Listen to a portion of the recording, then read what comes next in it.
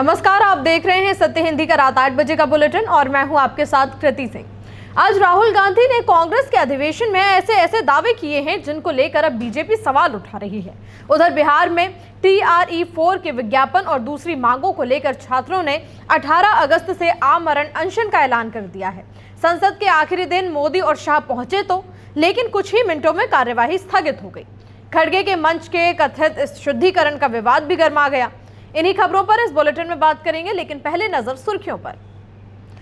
राहुल गांधी का दावा, पीएम मोदी के ऑफिस से अब उन्हें मिल रही अंदर की खबरें।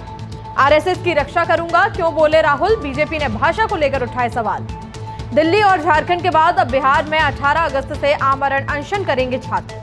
मॉनसून सत्र में पहली बार आए मोदी शाह, 3.5 मिनट में कार्यवाही स्थगित। ट्रंप बोले, हॉर्मुज पर अमेरिका का पूरा नियंत्रण। ईरान ने दावे को किया खारिज। कांग्रेस के रचनात्मक अधिवेशन के कार्यक्रम में राहुल गांधी ने दावा किया कि उन्हें आजकल पीएम मोदी के ऑफिस के अंदर से जानकारियां मिलने लगी हैं। इसके बाद राहुल ने पीएम की विदेश नीति पर निशाना साधते हुए जो एक्ट किया वो भी देख लीजिए। ये इनका पता नहीं कहां से इनके दिमाग में घुस गया। अब अजीब चीजें घुस जाती हैं, बट इनके माइंड में घुस गया कि फॉरेन पॉलिसी इज दिस।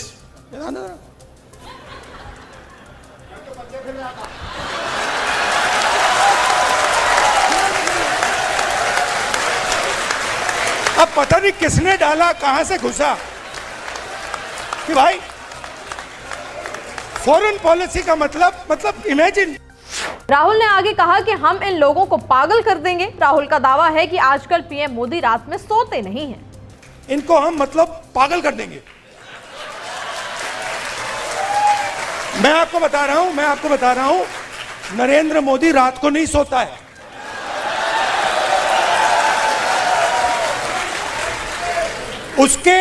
उसके अलग अलग कारण है। उसका एक ऑब्वियस कारण है और उसके बहुत सारे हिडन कारण भी हैं। आपने देखा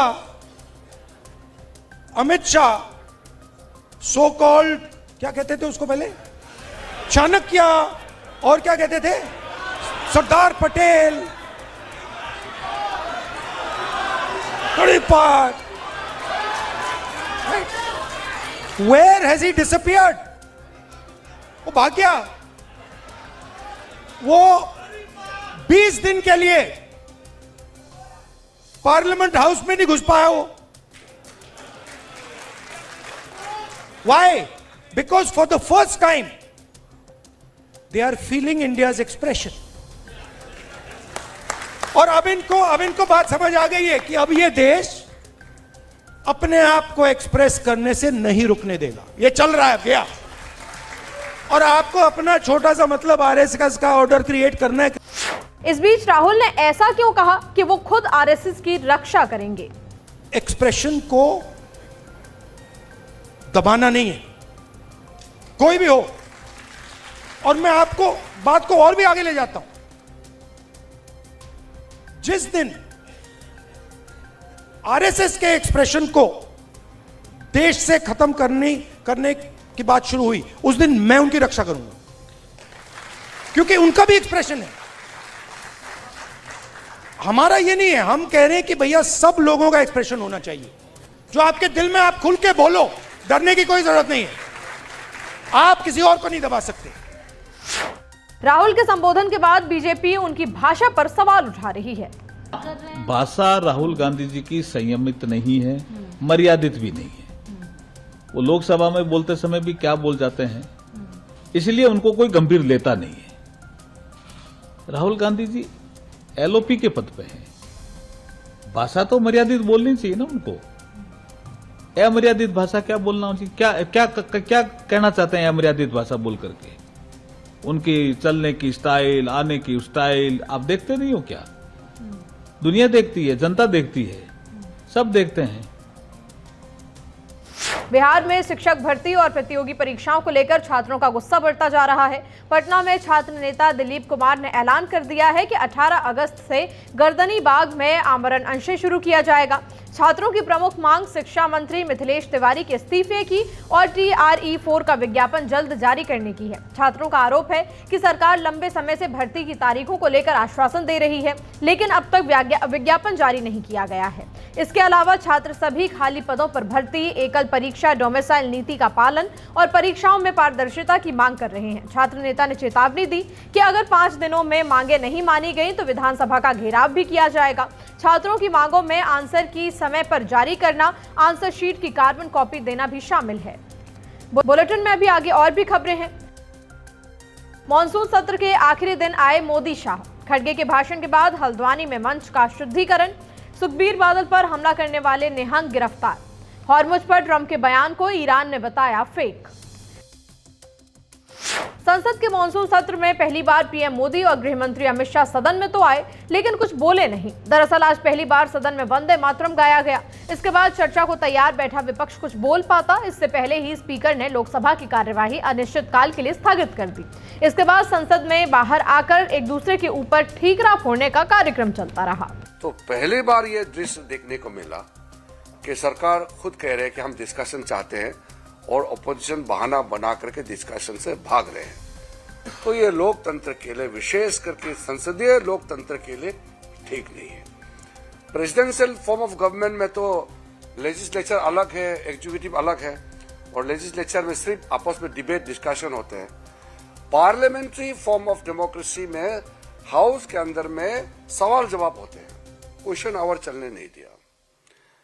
और डिस्कशन सरकार खुद प्रपोज किया, ऑपोजिशन डिस्कशन से भाग रहे हैं, बोलते हैं कि डिस्कशन सुनेंगे नहीं, मंत्री का जवाब नहीं सुनेंगे। ये पहले के मुकाबले ये नया चीज मुझे देखने को मिला, ये कल्पना से बाहर है। नहीं, वो आने को तैयारी नहीं ना, जब खुद ही प्राइम मिनिस्टर कदम नहीं रख रहे हैं, होम मिनिस्टर कदम नहीं रख रहे हैं, और मैं अंदर था, मैं सुन रहा था। सुनने के लिए तुम्हारे रूम में बैठ के सुनने के लिए आते हो? अरे या हाउस में बैठ के सुनो। उसके बाद ये सब ऐसे हैं कि they want to destroy democracy. खड़गे के भाषण के बाद मंच के शुद्धिकरण किए जाने के मामले को सदन में उठाया गया। उसके बाद खड़गे ने सदन में बाहर आकर भी मांग की कि उन लोगों के खिलाफ कार्रवाई होनी चाहिए। जो तस्वीरें आई उस पर आपकी क्या राय है? हमने बताया ये अच्छा नहीं देश के लिए, ये देश को डिवीजन करता है। और आजादी के बाद भी अगर बीजेपी के उसूलों पे विश्वास रखने वाले लोग और धर्म के नाम पे अगर शुद्धिकरण करते हैं तो ये देश को बर्बाद करने वाले लोग हैं।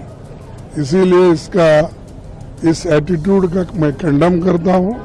और जो कोई लोग वहां पर ये किए हैं शुद्धिकरण का काम, उन पे केस होना चाहिए और उनको कानून के तहत उनको अरेस्ट करके उनके ऊपर एक्शन लेना चाहिए। पूरा सेशन वॉश आउट। खड़गे के साथ हल्द्वानी में जो कुछ हुआ उसकी बीजेपी ने भी कड़ी निंदा की है। माननीय खड़गे जी ने कहा है, ये सच में बहुत ही दुखदाई विषय है, और ये दुखदाई सिर्फ कांग्रेस पार्टी के लिए नहीं, ये दुखदाई हम सब के लिए है।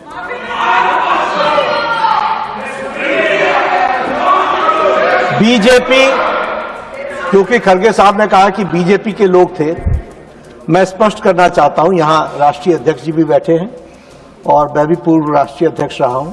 BJP does not subscribe to such activities, never. लेकिन आपने कहा है हम इसकी तहकीकात भी करेंगे, लेकिन मैं आपको विश्वास दिलाता हूं।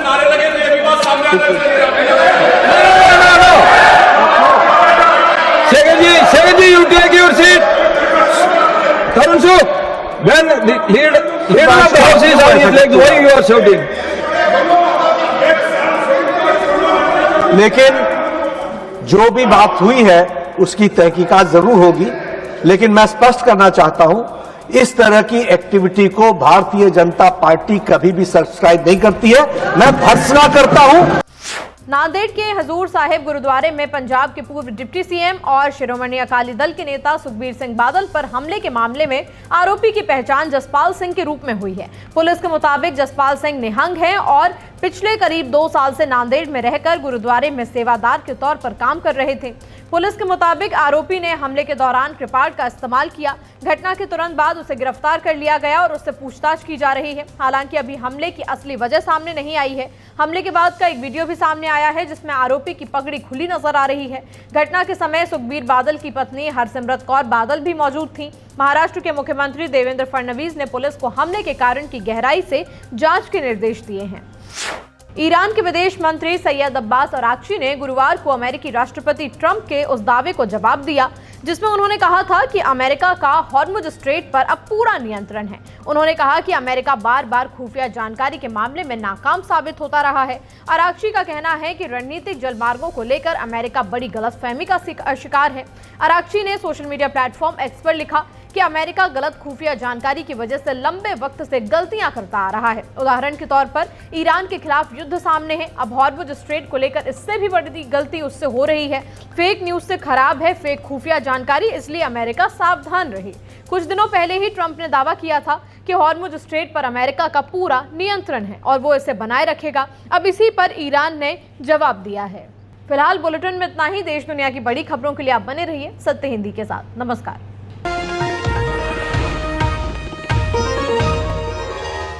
Copyright disclaimer under Section 107 of the Copyright Act 1976. Allowance is made for fair use for purposes such as criticism, comment, news reporting, scholarship, and research. Fair use is a use permitted by copyright statute that might otherwise be infringing.